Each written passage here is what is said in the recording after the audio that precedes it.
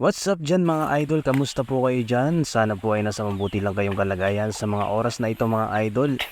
Kung mapapansin nyo po or nakikita nyo po ako po ay naghuhukay ng septic tank. Dahil tayo po ay na-hire bilang isang laborer dito sa amin.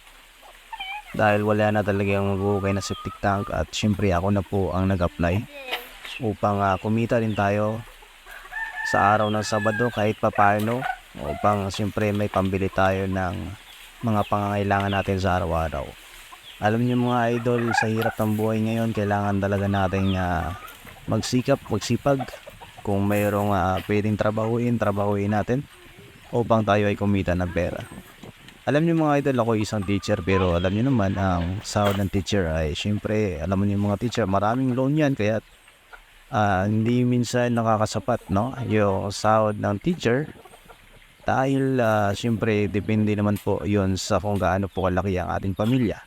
Kasi ang pamilya namin medyo malaki mga idol, kaya siyempre medyo mas ano rin yung ating mas hindi rin talaga sasapat yung aming sweldo. Kaya dito mga idol, tayo po ay nag-arawan dito sa amin at ang sahod po nito ay 350 kada araw. So magtatatlong araw na po ako dito mga idol na sa trabaho. At syempre sana nga mamaya ay matatapos na ito upang tayo po ay makapagsweldo na. At syempre sa Lunes ay may pasok na mga idol, may pang bili na tayo ng ulam.